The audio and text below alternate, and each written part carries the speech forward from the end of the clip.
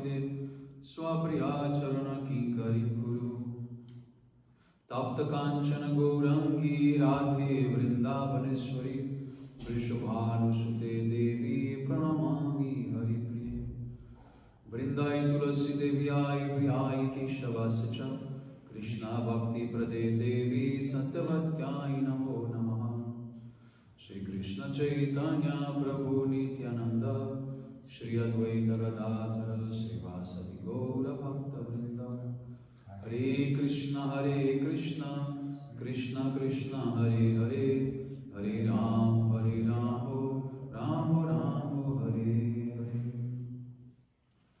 So first of all, I begin off my most humble obeisances to the dust of the lotus feet of Paramaradhatama Sri Guru Pada Padma Nitya Lila Pravishta Om Vishnu Pada Paramahamsa Paribrajavacharya Ashtottara Sadasya Srimad Srila Bhakti Vedanta Narayana Goswami Maharaj Srila Gurudev. And to my most worshipful Shikshan Sannyasa Guru Nitya Lila Pravishta Om Vishnu Pada Ashtottara Sadasya Srimad Srila Bhakti Vigyan Bharati Goswami Maharaj. And to Nitya Lila Pravishta Om Vishnu Pada Ashtottara Sadasya Srimad Srila Bhakti Vaibhava Puri Goswami Maharaj. And to Nitya Lila Pravishta Om Vishnu Pada Ashtottara Sadasya Srimad Srila Bhakti Sadhaka Muni Goswami Maharaj. And to all Shri Rupa Gauriya Guru Varga, all Tridanya Sannyasis, Brahmacharis, Vaishnavas, Vaishnavis, and to all the assembled devotees here today, my most respectful obeisances. So by the causeless mercy of Srila Gurudeva and all Mahabhagavatas Acharyas, we are able to assemble here one more time. So yesterday we were discussing the 24 different manifestations or Vaibhavas, Prakasha Vaibhavas of the Lord in Vaikuntha, beginning with the quadruple expansion, Vasudeva, Shankarshan, Pradyumna and Aniruddha. Then now, Mahaprabhu is saying, my dear Sanatana, just hear from me as I tell you how the different Vishnu Murtis hold their weapons, beginning with the disc, and how they are named differently according to the placement of the weapons in their hands. I don't know if I'm going to read all this. It is just, So the procedure of counting begins with the lower right hand and goes to the upper right hand. And this begins here. Is 1. This is 2. Then to the upper left, and then to the lower left. So it counts like this. 1, 2, 3, 4. So according to the order, Vishnu receives a different name. Just one example. According to the Siddhartha Samhita, there are 24 forms of Lord Vishnu. First, I shall describe, according to the opinion of that book, the location of the weapons beginning with the disc. So Lord Vasudeva, in his lower right hand, he holds a club. In the upper right hand, a conch shell. In the upper left hand, a disc. And in the lower left hand, a lotus flower. I don't know why they say beginning with the disc.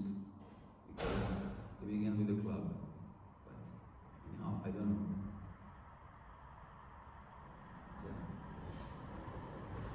It said beginning with the disc, but then the next verse is saying Vasudeva holds first a club on his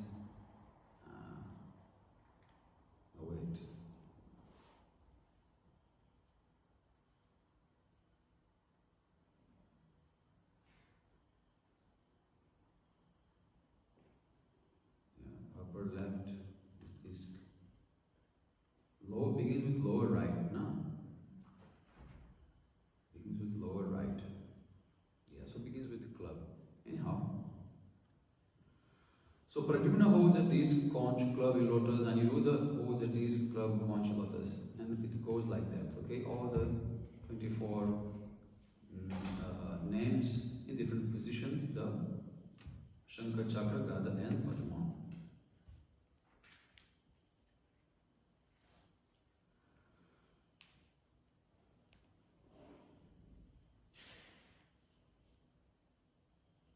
I have already described the pastime and prakash forms. Now, please hear about the different personal expansions. The first personal expansion is Shankarasana, and the others are incarnations, like the fish incarnation. Shankarasana is an expansion of the Purusha or Vishnu. The incarnations such as Matsya appear in different yugas for specific pastimes. There are 6 types of incarnations of Krishna. One comprises the incarnations of Vishnu, Purusha avatars, and another comprises the incarnations meant for the performance of pastimes, the Lila avatars. So there are incarnations that control the material qualities of Guna avatars. Incarnations who appear during the reign of each Manu. Incarnations in different millenniums, Yuga avatars, and incarnations of empowered living entities, Shakti Avesha avatars. So these are the 5 types of avatars. He's going to describe, give examples. So, childhood and boyhood are the typical ages of the deity. Krishna, the son of Maharaj Ananda, performed his pastime as a child and as a boy, means Gopal. There are innumerable incarnations of Krishna, and there is no possibility of counting them. We can simply indicate them by giving the example of the moon and the branches of a tree. This is a famous, it is called Shaka Chandra Nyaya. Shaka means branch, Chandra moon, Nyaya is the logic. So, many things about absolute truth you cannot describe as it is, but you can indicate to come close to that truth. So this example, it is given because if you want to show someone where is the moon, then you can say to that person, the moon is that object on the tip of the branch of the tree, indicated by the branch of the tree. Like by superposition, by perspective, you see first the branch and then behind you see the moon. But the moon is not on the branch of the tree. It's not touching. But you can say, like, you know, what to say, figuratively, that the branch is touching the moon. So in the same way, you have to create a lot of images to bring the idea of the absolute truth, which is inconceivable mostly for us. So Mahaprabhu is saying that we can simply indicate them, but we cannot actually describe them perfectly. That will be required with the realization. O learned Brahmanas, just as hundreds and thousands of small rivulets issue from great reservoirs of water, innumerable incarnations flow from Srihari, the Supreme Personality of Godhead, and the reservoir of all power. In the beginning, Krishna incarnates himself as the Purusha avatars, or Vishnu incarnations. These are of 3 types. Vishnu has 3 forms called Purushas. The first is Mahavishnu, the creator of the total material energy, Mahat. The second is Garbhodakashaya Vishnu, who is situated within each universe. And the third is Kshirodakashaya, who lives in the heart of every living being, as well as every atom of the material world. So he is as known as Paramatma. So first, from Mahavishnu's body, from each pore of Mahavishnu's body, one universe will manifest like a bubble. Everything is empty, just like a bubble, and just like the potency is there. So as Mahavishnu, he glances into it, he gives his energy coming from his third eye, and that is called Shambhu Lingam. That is how Lord Shiva is actually participating in the creation. Lord Shiva is not only in the destruction, he is actually the main ingredient cause of the creation as well. Why?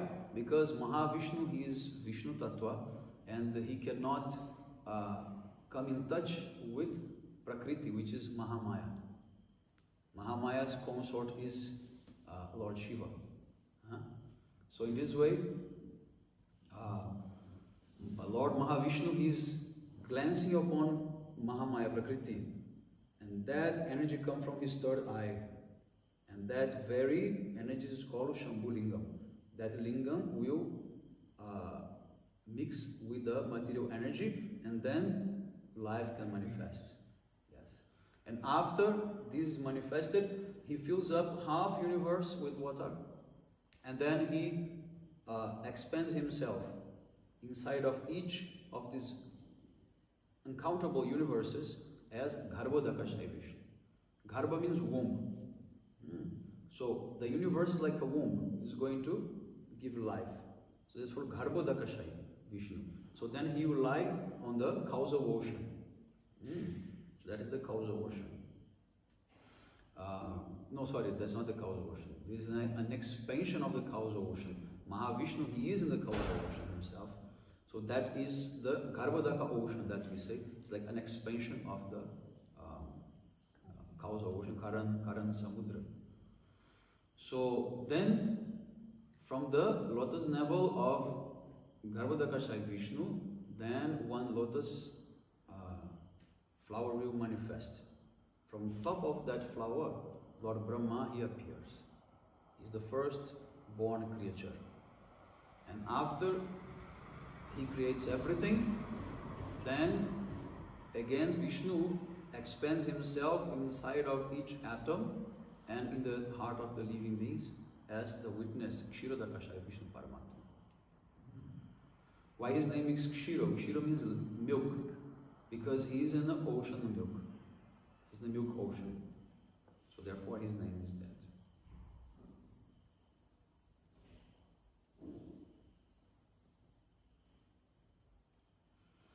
Krishna has unlimited potencies, out of which three are chief: willpower, the power of knowledge, and the creative energy.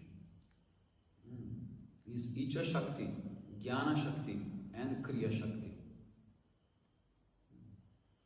One time, my Gurudev, he was glorifying Radharani, and he was saying, without Radharani Krishna, he is like zero. He's like the Nirvishesha Brahma. But then the devotees say, no, at least Krishna has desire. And Guru say, desire is also a Shakti. This is called Icha Shakti. Even his desire comes from Radharani. So, the predominator of the willing potency is Lord Krishna. For by his supreme will, everything comes into existence. In willing, there is a need for knowledge. And that knowledge is expressed through Vasudeva. There is no possibility of creation without thinking, feeling, willing, knowledge and activity. The combination of the supreme will, knowledge and action brings about the cosmic manifestation. Lord Shankarshan is Lord Balaram, means Mul Shankarshan. Being the predominator of the creative energy, he creates both the material and the spiritual world. So therefore he is actually presiding over the Sandhini potency. Sandhini potency means the existence potency. So this is called the Sat aspect. Krishna presides over the Chit aspect, which is the knowledge, the consciousness, and in other words, is called also Samvit. And Radharani, she presides over Ananda or Haladini potency, which is the love, the transcendental pleasure. So everything in the material world that was built is built over this energy called Sandhini.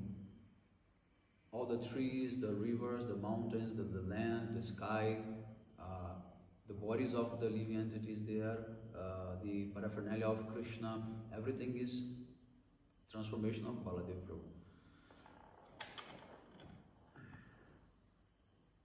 That original Shankarshan is the cause of both the material and spiritual creation.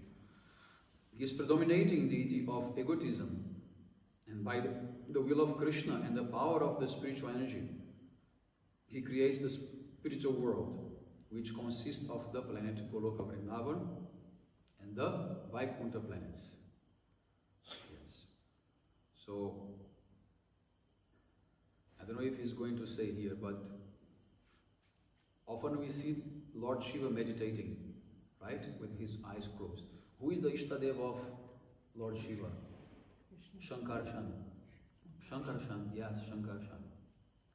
Shankarshan is his exact Ishtadev. He worships Shankarshan. So, Shankarshan is the deity of the egotism. Therefore, Lord Shiva is the one who can also destroy our ahankar.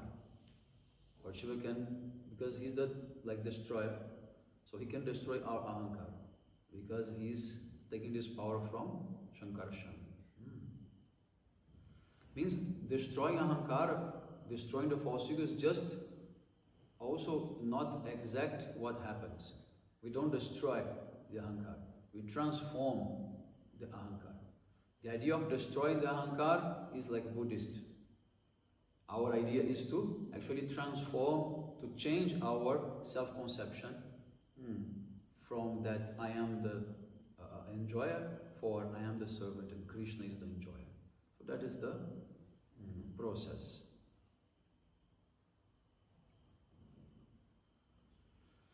Although there is no question of creation as far as the spiritual world is concerned, the spiritual world is nonetheless manifested by the supreme will of Shankarshan. The spiritual world is the abode of the pastimes of the eternal spiritual energy. Gokula, the supreme abode and planet, appears like a lotus flower that has 1,000 petals. The role of that lotus is the abode of the Supreme Lord Krishna. This lotus-shaped supreme abode is created by the will of Lord Ananta. Another name for Baladev, Lord Ananta.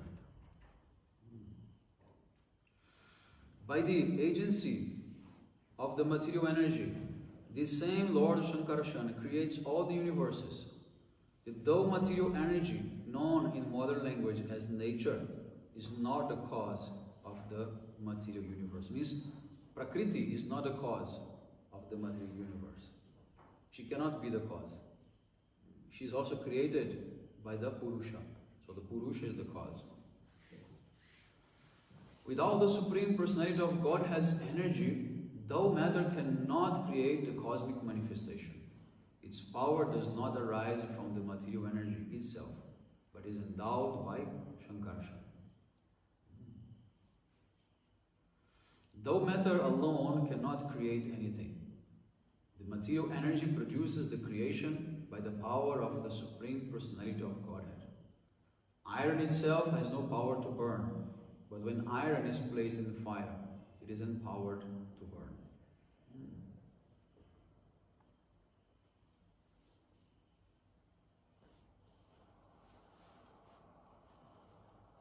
Clear? Simple, no? But sometimes difficult also. Step by step. Yes. You see, the Shaktas, those who worship Kali Durga, they believe that actually Prakriti is the cause. Means Maya Shakti is the cause of creation. In Jaiva Dharma, Bhakti Thakur, he makes all this discussion, point by point. When Vaishnava Das is instructing Chandidasa Vidyaratna, he's the son of Lahiri Mahashaya, and he was a very staunch worshipper of Kali. And they used to argue in this way, that Kali is mother. But their conception is so foolish. You know what they think? They think in our conditioned stage, Kali is to be seen as mother, but in the perfected stage, she has to be seen as wife, because we are Shiva. They have this conception to Soham, Shivoham. I am Shiva, all these things. So very foolish idea. Very foolish idea. So,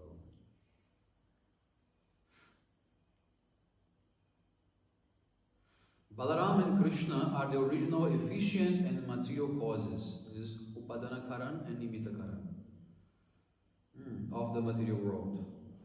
As Mahavishnu and the material energy, they enter into the material elements and create the diversities by multi-energies. Thus, they are the cause of all causes. The form of the Lord that descends into the material world to create is called an avatar or an incarnation. All the expansions of the Lord, Krishna, are actually residents of the spiritual world. But when they descend into the material world, they are called avatars, incarnations. Avatar comes from the word avatirna, which means to descend. The one who comes from the higher abode to the lower one. To glance over that material energy and empower her, Lord Shankarsana first incarnates as Lord Mahavir. In the beginning of the creation, the Lord expanded himself in the form of the Purusha incarnation, accompanied by all the ingredients of material creation. 24 ingredients. First, he created the 16 principal energies suitable for creation. This was for the purpose of manifesting the material universes. Karandakashai Vishnu, or Mahavishnu, is the first incarnation of the Supreme Lord, and he is the master of eternal time, space, cause and effects, the mind, the elements, the material ego, the modes of nature, the senses, the universal form of the Lord, Garbhodakashai Vishnu, and the sum total of all living beings, both moving and non-moving.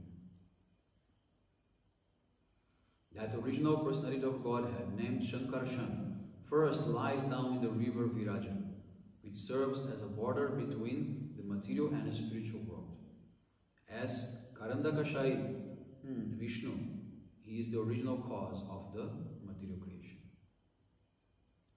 The Viraja, or causal ocean, is the border between the spiritual and the material world. The material energy is situated on one shore of that ocean, and it cannot enter onto the other shore, which is the spiritual sky. I think all of you understand this, no? There is like water here, one bank, another bank. One bank is spiritual, another bank is material. The spiritual bank begins with Brahma Jyoti, the effulgence, then after goes Vaikuntha, like that. First, actually, then Kailash Dham first, then it goes gradually up to Goloka. And this side we have innumerable universes. Not infinite universes. They are not infinite. They are finite. But they are very difficult to count. But actually there is one Purana that gives the exact number of this. It could not be different. No? I mean, Vedas explain all details of about everything. Because the body of Mahavishnu is a limited body. No? He has a body. So that body is not infinite. So his pores are also not infinite. It is limited in that body. So in that sense, he manifests like a fixed number of universes every time.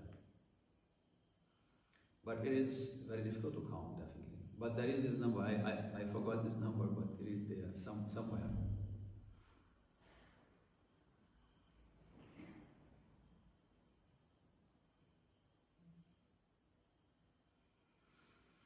So, in the spiritual world, there is neither the mode of passion, the mode of ignorance, nor a mixture of both, nor is there adulterated goodness, the influence of time or Maya herself. Only the pure devotees of the Lord, who are worshipped both by demigods and by demons, reside in the spiritual world as the Lord's associates. Maya has two functions. One is called Maya, and the other is called Pradhana. Maya refers to the efficient cause, and Pradhana refers to the ingredients that create the cosmic manifestation. So efficient cause is that which is coming and giving the first action. And then Pradhana, which is another aspect of the material energy, will manifest all the different ingredients. First we have Mahatattva, which is the unmanifested stage of these ingredients. And after we have Pradhana. When they become manifest, then this is called Pradhana. So when the Supreme Personality of Godhead glances over the material energy, she becomes agitated. At that time, the Lord injects the original semen of the living entities. So all the living entities actually lying inside of Mahavishnu's body. They will be glanced, actually not glanced through his breath. They will be, like injected through his breath inside of all these material universes. We are called Tatastha Jivas. We are the marginal, we coming from the marginal potency of the Lord, called Tatastha Shakti. And this Tatastha Shakti, it is actually being nested, I mean to say, in the body of Mahavishnu, because Mahavishnu is Tatastha also. Mahavishnu is marginal. He's between the material and the spiritual world. So we, before we get to go to the spiritual world, we go maximum to the point of Mahavishnu. When there is the destruction of all the universe, there is no more place to stay, we come back to his body. He's inhaling us. And then after that he creates again, he exhales everyone, their karma is frozen, and you come back to any universe to continue from the point that you have started. So, like this, we are always in this material world. This is called Anadibada. Anadibahirmukha. We are always in this material world. There was no time that we were not present in the material world. So, we try to describe, creation as if there was like a 0 point. But there was no 0 point. It is eternal from behind and eternal to front. But we have to somehow, as I told, not this Shaka Chandra Nyaya. Somehow we have to say, okay, how it was at least one time first. But actually it never happened. There was no one time. There was no first time. It is unlimited times behind, unlimited times forward, in future also. And we were always here. Perhaps you heard about that controversy, that we maybe fell from Vaikuntha, You heard about this? That the Jivas fell from Vaikuntha? Unfortunately. Yeah. Yes, that was brought, by some GBC members in ISKCON during the 90s, 80s, 90s. They voted for this resolution because they wanted to show it was similar to the Christian idea that we fall from the paradise, just to match things and make things more, And Srila Gaur Govinda Maharaj, he opens his mouth and he denounces it. And he says, this is the most bogus things. It is not supported by Shastra, not by Acharyas, not by anything. We never fell from Vaikuntha. We cannot fall from Vaikuntha. Krishna says in Bhagavad Gita, those who attain my spiritual abode, they never come back. This is a place of perfection. You cannot go there and have any type of imperfection. So any type of envy, as it is described like in the Bible, like the envy of knowledge that God has, humans also want. This cannot be there. So, and there was also a very interesting thing that happened, in the beginning, after Srila Swami Prabhupada left this world, many, GBC members, they were coming to my Gurudev to hear lectures. They also came to other acharyas as well. But mostly they were coming very regular to my Gurudev because my Gurudev, he was very open to them. Other acharyas like Srila Siddhar Maharaj, he was more limited in that sense of giving space. Maharaj. So. But I also heard Prabhupada, he posed to devotees to your Gurudev. Same like Gurudev Swami. Also posed the disciples to your Gurudev. Posted means? Sending. Sent. Yeah. Ah, okay. Excellent. Yes, definitely. Yes. So then, anyhow, they told to my Gurudev, we can take you to the West for the first time. It was around 94, 95. We can take you to the West and we will make all facilities for you. We will take you everywhere. all expenditures, expenses, everything, but with one condition. You have to speak according to our Siddhanta. So you have to say that jivas fall from Vaikuntha. My Gurudev became furious. He shouted, I said, I would never speak such a thing. It can never be backed by the Shastra, by any acharya, anything like that. I will never speak such thing. And I don't need any of your support to change Siddhanta. Never ask me this thing again. So they became angry. After that, they, cut apart from Gurudev. Maharaj, but in some description, it's right that the jiva, when is in this Tatastha Shakti, have the chance for choose to go or in one side or in another, or enjoy or... Yes. So, but if there is no beginning, when this jiva have the opportunity to choose? In every one of these creation or no? This is a very nice subject. And my Gurudev, he has, discussed and clarified all these things. And something very, very interesting, because he's saying that there are other issues I want to add to this. Another issue is how can a jiva go to the spiritual world without sadhana?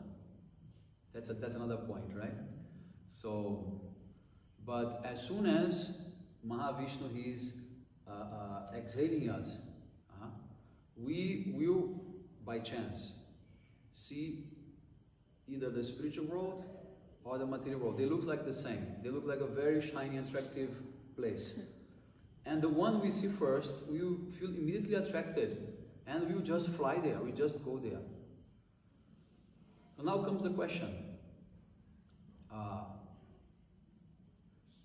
The jivas who come to this material world, how they could choose? You can only choose for something that you have experienced, but you have no experience of the spiritual world. So actually, there was not a choice. Actually, this is by chance, and by chance means Krishna's will. Because Krishna must send some people in this material world. This material world cannot be without people. So my Gurudev, he gives the example of throwing a handful of mustard seeds against a blade of a knife. Automatically, some will fall on the left, some will fall on the right, automatically. So there is no point of saying why that particular seed, fell to the left. There was no why. It was just like this, by chance. And then Gurudev was saying, by chance is also Krishna's will, because Krishna needs people here. Krishna needs this material world. Now, for many things, this material world is not actually a useless place, as we often, preach. Oh, this useless material world, and it is not useless. Krishna needs this for his leelas. He cannot be satisfied only with transcendental world. He needs a material world. There are so many specialities in this material world with the leelas that he is doing here. So, and we are here in this material world also to serve him. And this is how you can change your whole conception of, existential crisis that people have many, many times. He's saying, by understanding that even by being here, conditioned and suffering, you are serving Krishna. Why? Because he will become the savior of the fallen. So the only way for him to express his mercy is if there are fallen jivas. So Krishna cannot be complete without us here. So be happy. You are serving Krishna already. And this is the deep meaning of Nitya Krishna Das. Jiver Swarupa Hoy Krishnera Nitya Das. We are eternal servants of eternal means from now already. So becoming Krishna conscious means seeing Krishna's will everywhere. Seeing your connection with Krishna all the time, everywhere, including now. Once you click for this, then you become very comfortable with this existence. Then you're able to dance and chant without any tension. That's why Common people, they cannot understand why devotees are always happy. There are so many wars, so many things going on, and we are seeing intensely no matter what condition, They cannot understand because we do not belong to this world in the sense of this material conception. We are connected, we are serving Krishna, so for us, any place is nice, even the hell is nice. There we can also serve Krishna, there we can also do so many things. So, that answers, part of your question, but then comes the question that I put, okay, so how can a jiva go there without sadhana? And then Gurudev says, the mere glancing towards the spiritual world becomes the jiva's sukriti and the jiva's sadhana. Just by glancing the spiritual world, it gets everything. And the swarupa which is there inside, it is automatically manifesting. It's a great mercy. We could have gone, but we didn't. We were selected to be here somehow, by chance. In each one of the creation, these things happen. Every time when this material world is created, these things happen. Every time there is this chance. Every time. Very unlucky. Yes, it's possible. Okay. So, to impregnate with the seeds of the living entities, the Lord Himself does not directly touch the material energy, but by His specific functional expansion, He touches the material energy, and thus the living entities, who are His parts and parcels, are impregnated into the material nature. So there is also another important point to say about this Jiva Tattva, is that in Jaiva Dharma, Srila Bhakti Thakur, he says that there are two answers that you can give to someone to explain why jivas came to the material world. Two types of answer. One answer is to those who are not yet surrendered to God. And the other answer is for those who are surrendered to God. Those who are not surrendered to God in the sense that they are not completely accepting whatever is God's will is perfect, you have to tell them that you came to the material world by your own desire. You choose to be here. So that answer is given for these people. Because if you tell them that you came here by Krishna's will, they will blame God. They will say, oh, God is a very cruel person. Why He sent me here to suffer? But this suffering is actually an illusion. This is not actual suffering. So my Gurudev told, just like when you dream that someone cut your head and you died in the dream. As soon as you wake up, that experience of death is completely gone. But during the dream, it looks real. But as soon as you come out of that dream, then you understand, okay, that was just a dream. So in the same way, our incarnations here, our time in the material world is like a dream for the soul. The soul now is asleep. Once the soul wakes up, everything will look like a dream. A dream leaves any type of real impression? No. The dream does not change the nature of the person. You can die 100 times in a dream, your body is still alive there, right? So we can die hundreds of times here, we can suffer so much that cannot touch the soul, the nature of the soul. So once you become Krishna conscious, once you awake this, consciousness, like the real consciousness, then all the suffering is gone, everything is gone. All the negative influence of the material world is gone. And how do you begin? First, getting the proper conception, getting the proper knowledge. That's the beginning of changing and awakening your consciousness. Consciousness is being awakened by knowledge. The more knowledge you have, the more you expand your horizon of causality. What does it mean, horizon of causality? The more you can see the cause of, the things, the less you suffer, right? Until you come to the final cause. Yes, Maharaj. To the final cause, which is the cause of all causes. That is Krishna. So when you go to the psychologist, just to briefly explain, when you go to the psychologist, does he cure you from any disease? No. What he does? He helps you to understand the cause of your suffering. And once you understand, the suffering is gone. That trauma, whatever is there, it is gone. So Guru is the spiritual psychologist. He will give you knowledge to understand the cause of everything, not only of your suffering, but the cause of all causes. That is Krishna. And once you understand, you are there, then all the suffering is gone, and then you have a spiritual realization. That we can discuss more tomorrow. That happens in the Chitta. This is a very, very nice Katha that we can discuss. Gaur Pramanande, Hari Hari Bol. I don't know where it's gone.